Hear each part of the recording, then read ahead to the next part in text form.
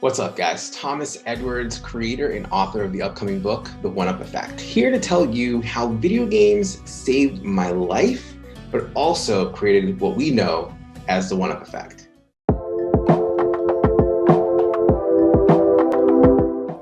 So to give you context of how we got here, I want you to go back many years ago.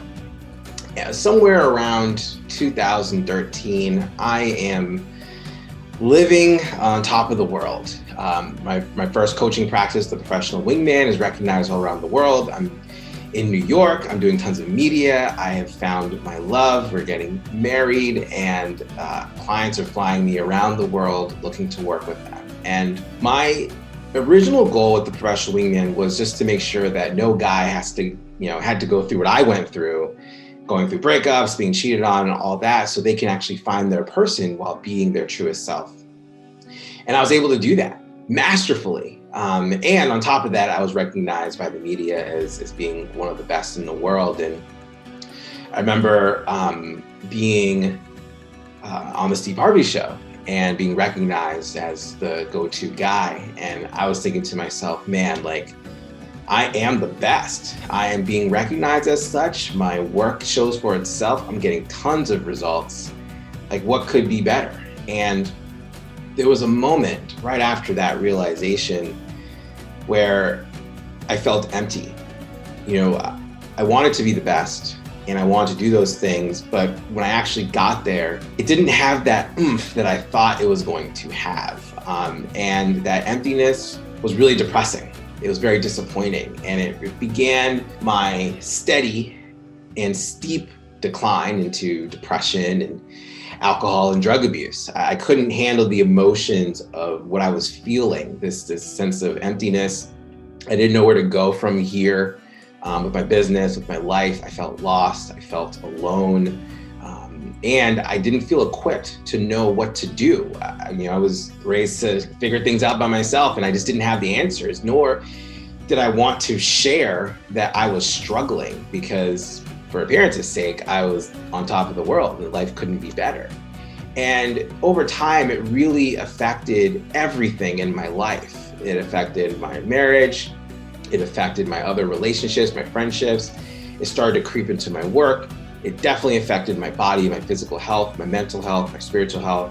When you look at all areas of my life, they were plummeting. And on the brink of losing everything, I finally decided to raise my hand and ask for some help. And I was able to receive a ton of support, whether it's through therapy, men's groups, recovery programs, therapy, medicinal help, whatever it was. I got myself really locked in and receiving support of all kinds.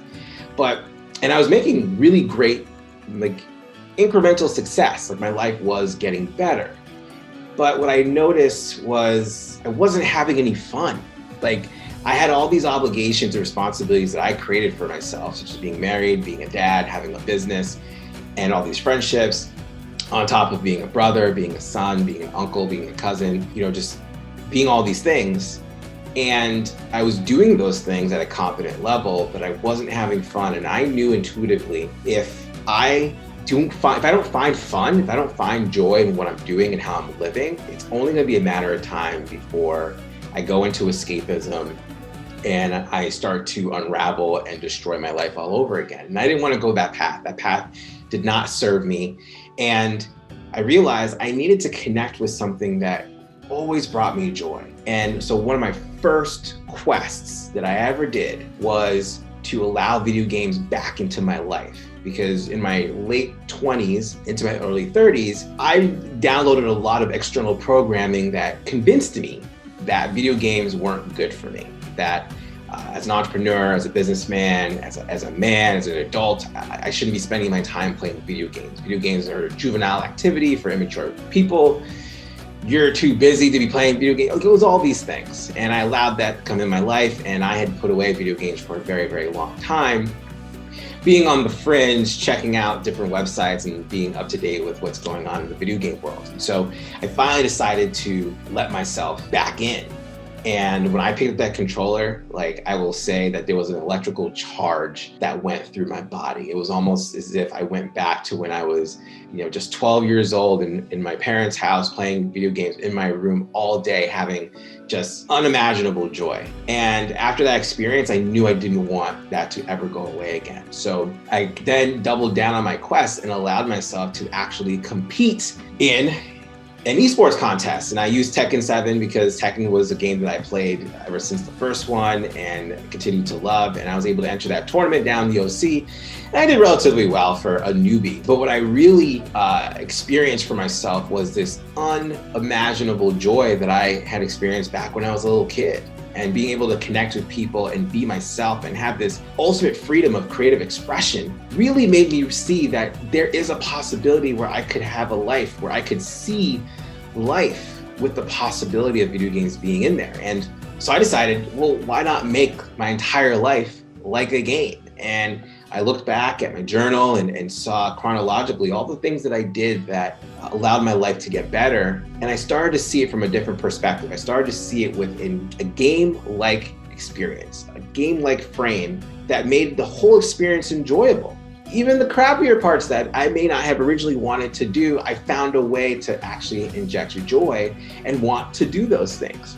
And that's when the Wump effect came into play, because it went back to one of the first games I ever played, Super Mario Brothers. And I remember back when I was, playing and I was on my last life, the timer's going, and that was just an anxiety-induced experience where I'm running, I'm trying to avoid every pit, every Goomba, every, Koopa, whatever it is, just so I can survive. And it wasn't until I got that first green mushroom, that 1-up, where I got that extra life, and all of a sudden my psychology completely changed.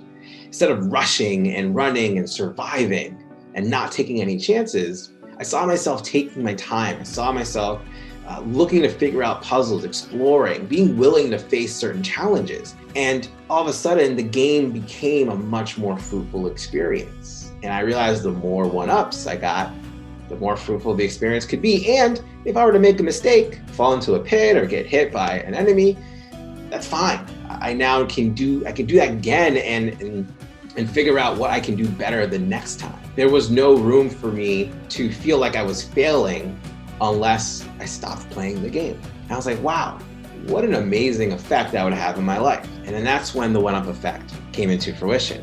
And one of the first experiences that I created for myself and for my clients is called the Quest, where you actually get to design what kind of experience you want to have over the next 90, 180 days, and eventually the rest of your life. And it's an amazing group-led experience facilitated by me, where you get to design your own game, your way of being, and allow yourself to live life like a game that's meant to be played to have fun and win along the way.